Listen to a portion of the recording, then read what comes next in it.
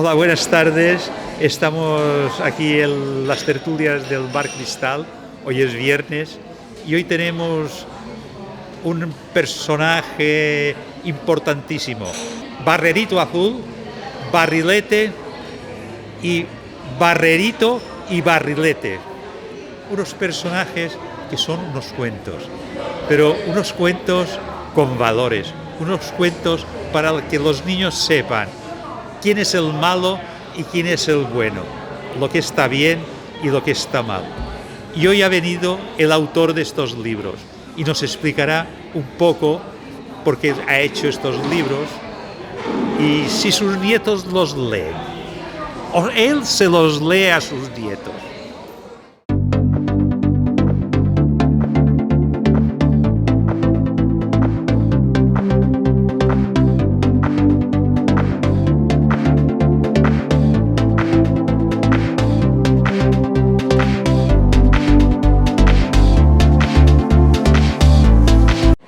Muchísimas gracias, Diego, por haberme invitado otra vez a estas tertulias del Cristal, que son muy entrañables, que me disfruté mucho la otra vez que vine y quería darte las gracias a ti y al Bar Cristal por hacer posible que estemos aquí reunidos, ¿no?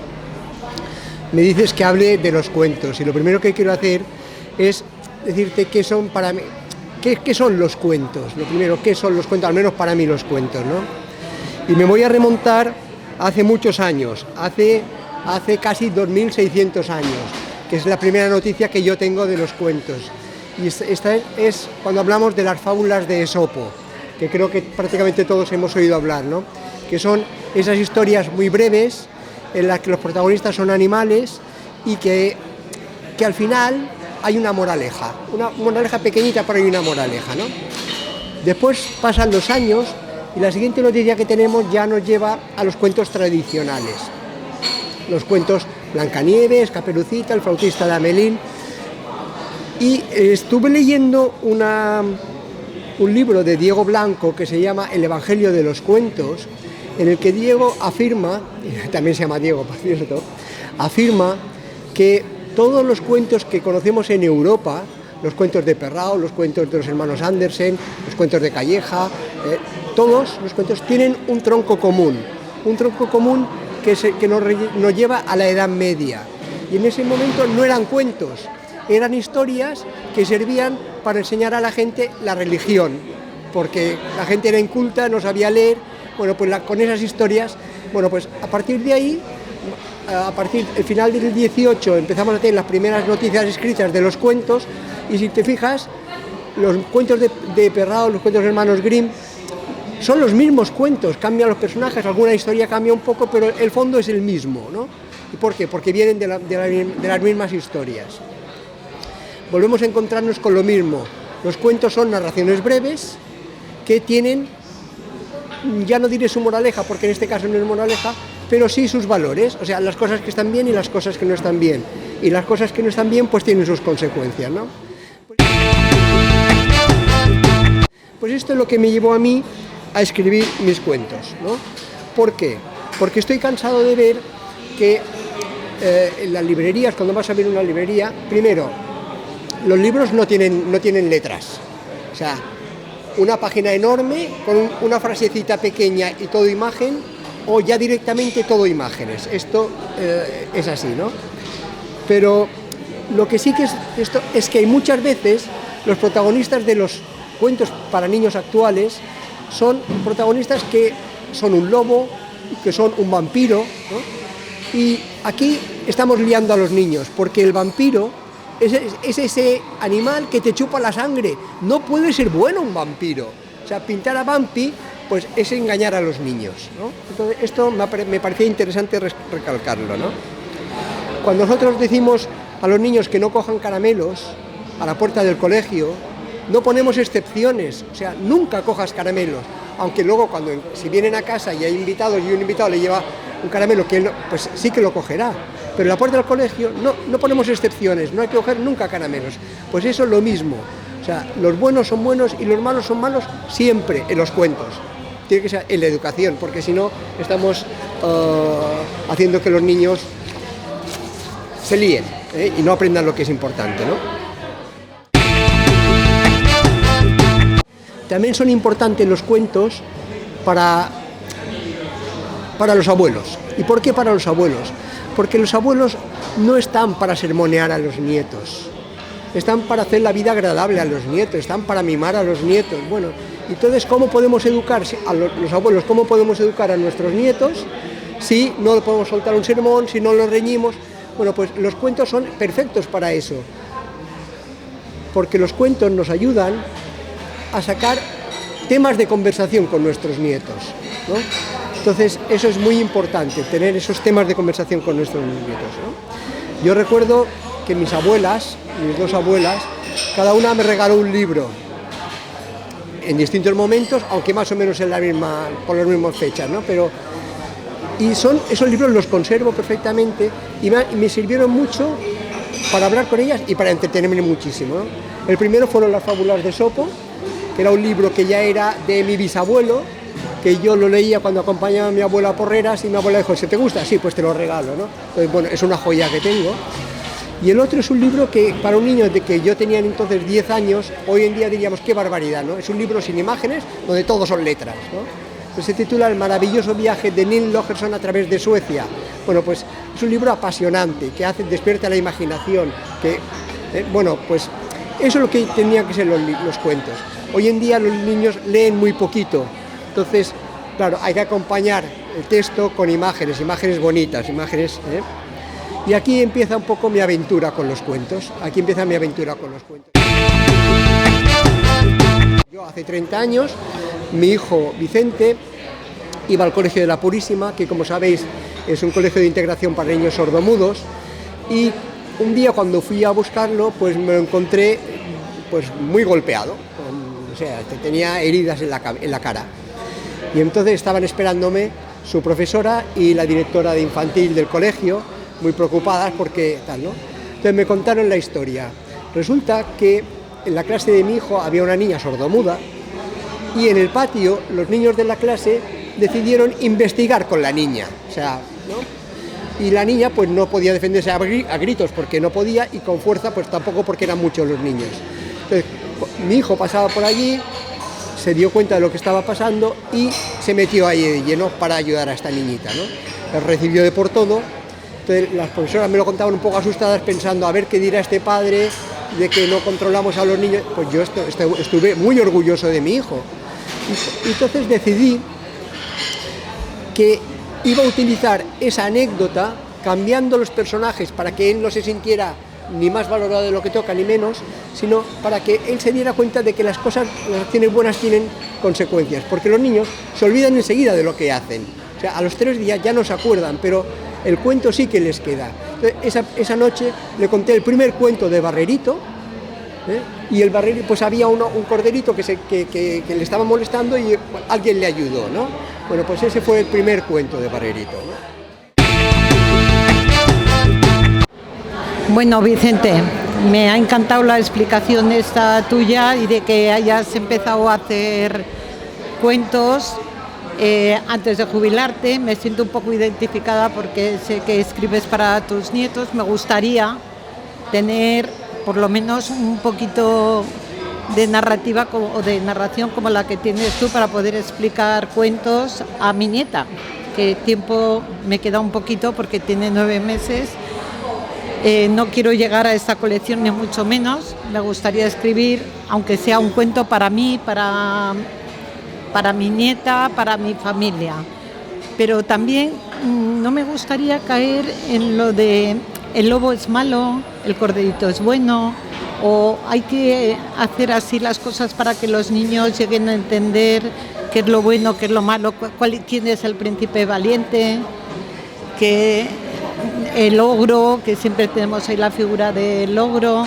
No sé, hay otros valores, otras figuras que se puedan meter en el cuento para salir un poquito de la norma. En el cuento puedes meter todos los personajes que quieras, absolutamente todos, pero tiene que quedar claro qué hace cada personaje, porque los niños lo ven mucho esto, y luego, los niños luego además se identifican con personajes, entonces es importante que sepan las cosas que sí que pueden hacer, las cosas que no pueden hacer y las cosas que no pasa nada si las hacen o no las hacen, ¿no? Entonces, efectivamente, puede haber un conejito cartero que es simpaticísimo, pero este conejito cartero puede hacer alguna trampa también alguna vez, ¿no? O sea, porque también hay gente que hace algún... pero no es malo, ¿no? Pero si es malo, no lo puedes pintar como bueno. No lo puedes pintar. Al bueno le puedes hacer que sea un poco gamberrete. Sí, pero es bueno. Pero el malo no lo puedes pintar de bueno, porque liamos al niño, liamos a los niños. O sea, yo, claro, estos cuentos, los primeros se los contaba a mis hijos cuando tenían esa edad, de 4 a 10 años. Y, claro, si yo le digo que un personaje es bueno y está haciendo cosas que yo no quiero que haga, pues, mal asunto, ¿no? No va a quedar bien. Tenerlo claro. Sí. Muy buenas tardes. A mí me gustaría saber, porque para una persona arriesgarse a hacer una cosa determinada, y en este caso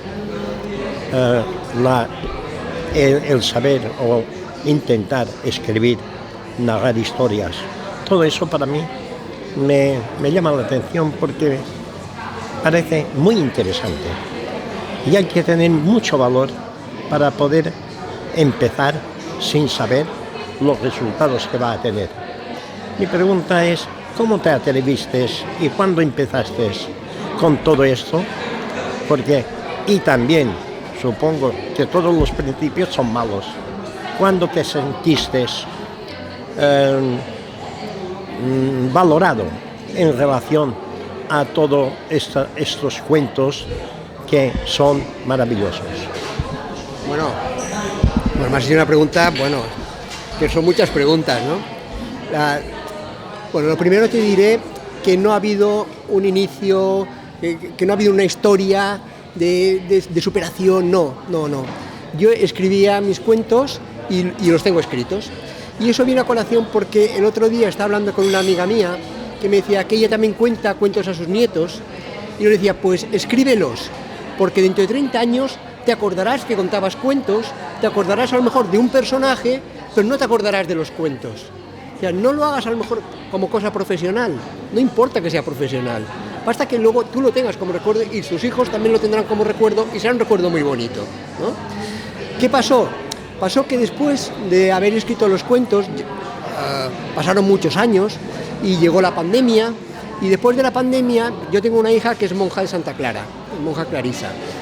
Entonces fui a ver a las monjas y les propuse si ellas serían capaces de hacer los dibujos de los cuentos, entonces me dijeron que sí, y a partir de ahí sale la historia de publicarlos, porque yo los tenía escritos, pero no los tenía publicados, ¿no? Complementado con lo que están haciendo. Bueno, yo me sentí cumplimentado. Mira, te voy a decir que hace unos días estuvimos hablando de los cuentos con unos amigos, y había una que tiene 5 hijos y todos sus hijos tienen hijos, ¿no? O sea, pues yo estaba contando uno de los cuentos a uno de los nietos, y de pronto me di cuenta de que todos mis nietos estaban a mi alrededor escuchando el cuento. Ese para mí fue el momento más bonito desde que me pongo a escribir. También es verdad que también mi nieto, que tiene 2 años y medio, ya le puedo contar cuentos, ya escucha los cuentos, ya presta atención a los cuentos. El de 9 meses es muy pequeñito todavía, ¿no? Hola, buenas tardes. A mí me interesaría saber si después de haber hecho estos cuentos, luego utilizabas las anécdotas, las conclusiones que sacabas con ellos, con tus hijos, o si incluso sacabas alguna referencia para hacerles ver cuál era la moraleja o el valor que tú estabas queriendo ver con ellos en alguna situación concreta de las que se te producían durante la vida con ellos. Pues efectivamente, muchos de los cuentos, tienen que ver con cosas que han pasado con los niños, ¿no? Y yo utilizo los cuentos y los he utilizado para luego hablar con ellos de esta anécdota, ¿no? O sea, ya no me referiré a la anécdota que pasó con los niños, sino que ya lo pongo en contexto de un externo, con el cual es mucho más fácil hablar de un externo que de uno mismo, porque con un externo no hieres a tu hijo, claro, o a tu nieto. Con un externo es un externo, y precisamente por eso son personajes inanimados, porque si a un personaje, si a Barrilete le tiras de un carro y se va rodando y se pega un golpetazo, los niños se ríen, pero si fuera un niño que se cayera del carro no se reirían, ¿no? Precisamente por eso son seres inanimados, pero y todos tienen su porqué, ¿no? pero sí, O sea, sí, lo sé. plasmas en ellos esos valores, les haces ver lo que tú al final expresas en esos cuentos y los sacas como aplicación en la vida real, incluso les pones como ejemplo o como anécdota aquello que pasó, aquello que hizo Barrilete, cuando alguna vez tienes que enseñarles algo. Sí, efectivamente, sí, sí, sí, lo utilizo, claro que sí. Sí, sí. Y una última. Yo tengo una nieta pequeñita.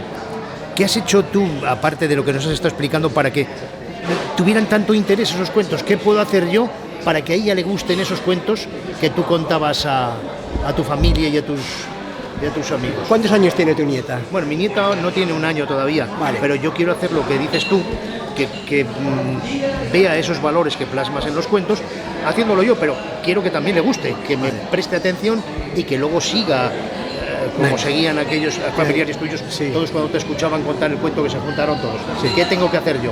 Claro, como es muy pequeña, de momento que disfrute contigo viendo los dibujos y explicándole quién es cada personaje. Este personaje es este y hace esto. Y este personaje, fíjate aquí como las gaviotas no sé qué, fíjate aquí, ¿no? Entonces, a la niña empieza a disfrutar con eso, empieza a tener ganas de que le vayas contando la historia. Y dentro de un año te dirá, abuelo, ¿me la cuentas? Una buena idea. Gracias, lo haré. Bueno, he ojeado un poco estos cuentos y para mí son fantásticos y fabulosos. Pero aparte de todo eso y de ser tan interesantes y tan fabulosos, para mí lo que más me ha llamado la atención es que todo lo que estás haciendo, que es una labor excepcional, que es sin ánimo de lucro. ¿Cómo puede una persona poder hacer todas estas cosas, llevar una vida normal y corriente y al mismo tiempo poder ser solidario con los niños que hoy en día se lo merecen todo? Pues la verdad es que es muy fácil, Os he dicho que los dibujos los han hecho las monjas de Santa Clara. Bueno, pues el 100% de los beneficios de los libros van para las monjas de Santa Clara. Pero es que yo no necesito ese dinero. O sea, yo, es verdad, soy pensionista, pero yo con la pensión vivo, no necesito unos ingresos extraordinarios, ¿no? Entonces, a mí lo que me hace más feliz es ver que las monjas pueden arreglar no sé qué, pueden hacer no sé cuántos, bueno, pues pueden ir haciendo alguna cosita en el convento, ¿no? Y esto es lo que más me gusta. Bueno, encantado. Yo hace unos años descubrí que todavía existe la figura de los cuentacuentos, o sea, personas que se van, bueno, pues a sitios y cuentan cuentos y de hecho tienen como una cualidad muy especial, ¿no? Ponen las voces, la narrativa, la manera de explicar, etcétera, ¿no? Pero hoy en día estamos viendo también, y esto ya de entrar en mi terreno, ¿no? Y en la pregunta siempre obligada que voy haciendo, que es que ahora ha empezado la inteligencia artificial. Tú le puedes pedir, por ejemplo, a una inteligencia artificial, móntame un cuento con un árbol, un perro y 2 niños, y él mismo ya te crea una historia y un cuento, ¿no? Pero, ¿qué diferencia le ves a que una historia no solo es... O sea, ¿qué hay más allá de simplemente la propia historia que te puede hacer cualquier máquina a que una historia que la cuente o la haga una persona, ¿no? O narre, ¿no? ¿Qué diferencia le ves, no? Porque claro, una cosa es, te lo puede hacer, un cuento fantástico, ¿no? Una inteligencia artificial de cualquier cosa. Pero ¿qué es ese valor añadido que da la persona? Bueno, la inteligencia artificial es una gran inteligencia, pero no tiene imaginación.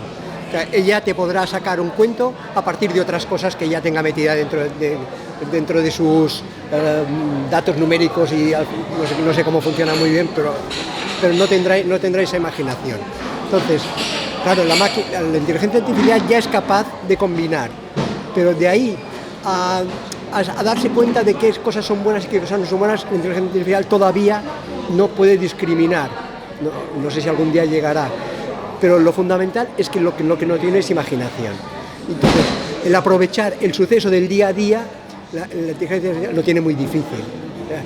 El aprovechar de que tu hijo se ha caído porque ha pasado no sé qué, y aprovechar esa caída para hablar de ecología, la máquina no lo podrá hacer. Podrá hacer otra historia, pero tu historia no la podrá hacer una máquina, ¿no? O sea, yo, por ejemplo, Barrerito es una barrera, precisamente porque las barreras sirven para proteger a los que están dentro de la barrera, ¿no? Bien, ¿y de qué habla Barrerito? Barrerito habla de familia, pero habla de muchas cosas que pasan en la familia. Entonces, la inteligencia artificial será capaz de hablar de obediencia en cada uno de los cuentos, poniendo los animales cada uno, porque es verdad que nosotros sabemos que un lobo es un lobo, pero la inteligencia tampoco lo sabe, está muy liada en esto, no sabe qué animal es el bueno y qué animal no es el bueno. Yo creo que por ahí iría la respuesta. Y sobre el ambiente de contar, porque sí que es verdad que cuando se cuenta un cuento se crea como un clima especial, ¿no? O sea, alrededor de la persona, ¿no? Incluso el cuentacuentos parece que era en la antigüedad, ¿no? Se reunían todos en la hoguera y la manera de transmitir un poco la historia era allí, ¿no? Y también actualmente he oído, ¿no? La diferencia también, ¿no? Que el hogar, ¿no? Es cuando se refiere a la hoguera, ¿no? Que es importante todo esto, ¿no? ¿Cómo ves también esta parte de la parte de contar cuentos, ¿no? Porque ahí sí que creo que la inteligencia artificial le va a costar crear este ambiente, ¿no? O esta manera de contar. La verdad es que esto no me lo he planteado nunca, o sea, te mentiría si dijera que lo sé, no tengo ni idea. O sea, a mí me gusta contar cuentos, no soy ningún especialista, pero también es verdad que yo también le pongo alma. Y eso creo que es lo que diferenciaría, el poner alma. O sea, sí, la inteligencia artificial te puede poner un volumen, te pueden poner una voz masculina o femenina, pero no sé hasta qué punto es capaz de poner alma todavía en un cuento o en una historia. No, al pie de lo que decía Chema de la inteligencia artificial, que sería una pena que nuestros nietos, bueno, que seguramente llegará a ser una realidad, en vez de decir, abuelo, cuéntame un cuento, digan, Alexa, cuéntame un cuento, y cada noche te cuente un cuento diferente. ¿Qué diferencia, qué podremos hacer en ese momento? Hombre, si llegamos a ese momento hemos perdido la batalla. O sea, es verdad que nunca podemos darnos por vencidos, ¿no? Pero si llegamos a este momento ya empezamos a tenerlo un poco difícil. Es señal de que no hemos estado nosotros con los niños. Y eso es que hemos abandonado antes. O sea, si llegamos a ese momento es porque antes hemos abandonado. Que corre mucho la inteligencia artificial y vuela. Sí, pero la abuela es la abuela. También. La abuela es mucho más que la inteligencia artificial y la voz de la abuela es mucho más bonita que la voz más bonita de la inteligencia artificial, y el abrazo de la abuela no me lo puede dar la Alexa, no puede, ¿no? Y el sacar una conclusión con la abuela la puedo sacar, pero con Alexa no la puedo sacar. No perderemos la batalla. Espero que no, si llegamos a ese momento, vamos, sería dramático. Hola Vicente, Diego, ¿qué tal? mira, me das envidia sana poder haber hecho estos cuentos. Porque yo intenté un poco contarle a mis nietos, porque a mis hijos no me atrevía, porque digo, no vaya a ser que salgan tan desastres como su padre. Pero yo me crié en Santa Catalina. Santa Catalina, pues cuando yo nací, y bueno, yo no nací en Santa Catalina, pero cuando yo vivía en Santa Catalina había muchos niños y hacíamos una tras otra. Teníamos oficina, donde podíamos hacer todo tipo de experimentos. Teníamos chorriera, donde bajábamos por el Bar Cuba y podíamos hacer todo tipo de experimentos y de trastadas.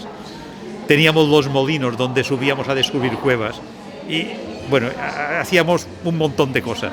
Pero como yo no tengo capacidad para redactar, escribir y todo eso que tienes tú y poder hacer esto, lo que he hecho es como unas diapositivas, una imagen pues de los molinos. Ya le he contado una historia que hicimos en los molinos corta, como una viñeta. Después otra historia, pues que era esa oficina, pues que nos peleamos con los del Puig, perdón, pero era así. Otra vez que nos peleábamos con los niños de Soborrera, de la calle de Soborrera, junto al mercado de Santa Catalina. Y una pequeña historia. Otra vez que vino un perro que decían que estaba rabioso. Y entonces pasó una serie de circunstancias. Y ahora esto se lo paso a mis nietos. Y lo he hecho porque me decían, abuelo, cuéntame cuando os peleasteis y tirasteis cohetes. Pero claro, llegado un momento. Y otra vez, vuélveme a contar el día que os subisteis en aquel árbol y tu amigo se cayó. Y entonces lo he ido dibujando. Bueno, es una forma... Estos son tus cuentos. Sí, son mis cuentos, adaptada a mis posibilidades. Claro. Pero, claro, esto ya es... Él no va más. Pero, bueno, quien quiere salir del paso, yo creo que tiene opciones para poderlo hacer. Yo pienso, Diego, que la gente que tiene memoria tiene obligación de escribir. O sea, mucho o poco, bien o mal, es igual. Pero los que venimos detrás, es que nos perdemos muchas cosas, ¿eh? O sea, mi suegra era una mujer de una memoria prodigiosa y nos contaba cosas, pero yo siempre os decía, por favor, escríbelo, porque no lo escribió, ¿no? Entonces, son cosas que se habrán perdido. Sí. ¿No? Con la memoria hay que escribir. Es igual que tengamos estilo o no tengamos estilo, es igual. Ya encontraremos a alguien que lo tenga si algún día lo queremos publicar. El tema es que nuestros hijos, nuestros nietos, digan, mira el abuelo, me ha dejado esto y esto es único. Sí, sí. Vale, muchas gracias. Os voy a contar un poco de qué va cada uno de los libros, simplemente de qué va cada uno de los libros.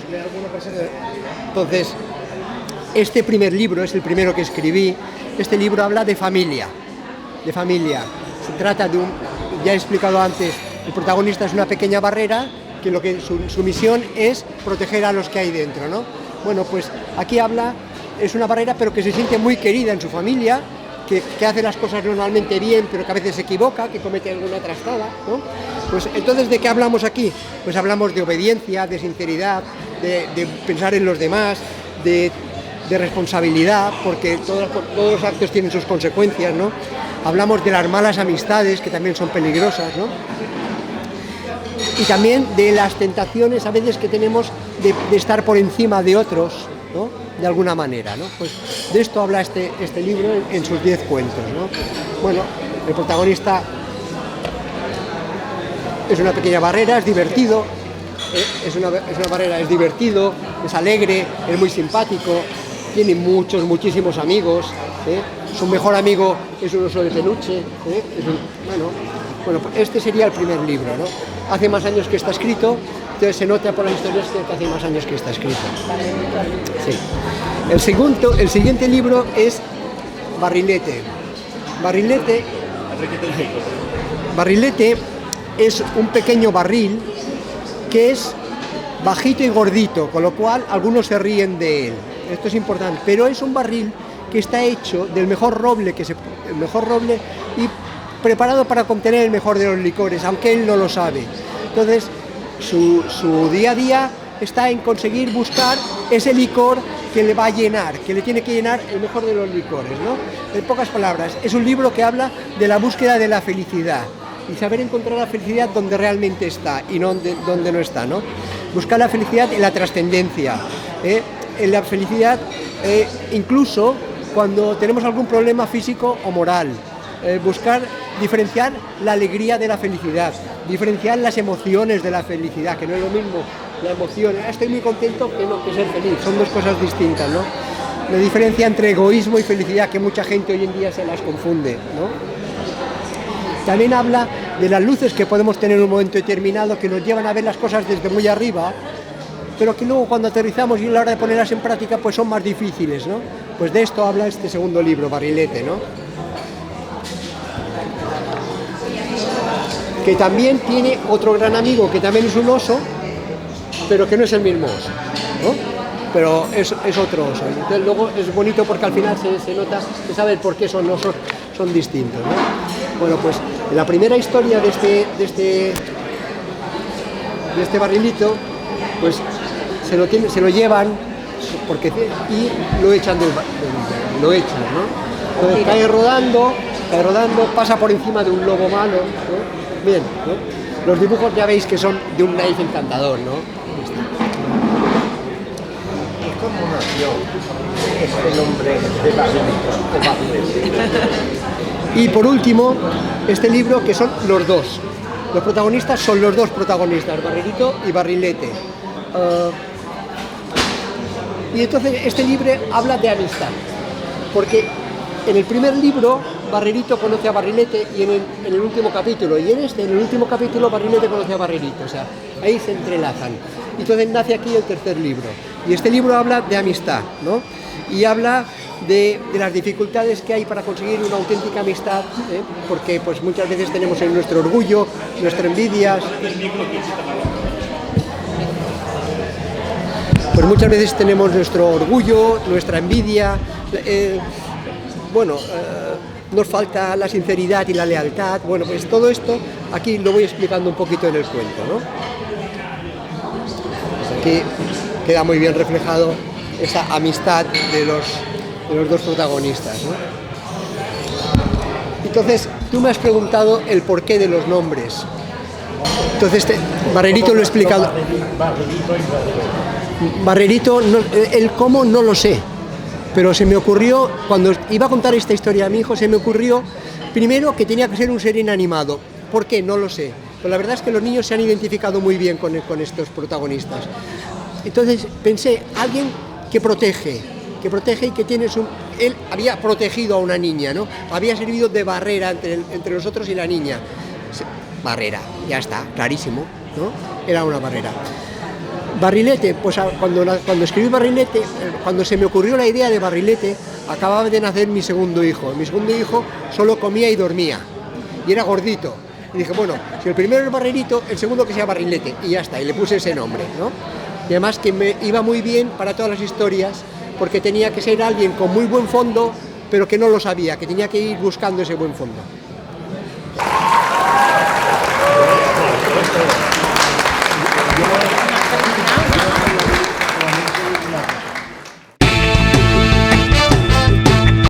Yo me ha encantado escuchar todas estas anécdotas. Sencillamente, yo solamente digo una cosa. A mí, como persona mayor, que ya normalmente no creemos en cuentos, ni creemos en según qué cosa, entonces me ha encantado. Entonces yo lo traslado a la inocencia de todos los niños, y entonces, si a mí me ha gustado, ellos, si pueden conseguir obtener facilidades para poder tener estos libros, pues sencillamente tendrán que estar encantadísimos de poder y tener estos libros y saberlos valorar como realmente se merecen.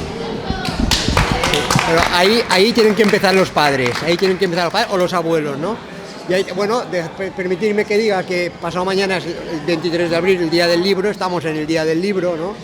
También dentro de un mes empiezan las comuniones, pues, regalo de comunión, santos, cumpleaños, final de curso. Hay muchos motivos y muchas ocasiones para regalar un libro. Y yo creo que estos son muy buenos libros para regalar. Muchísimas gracias por escuchar.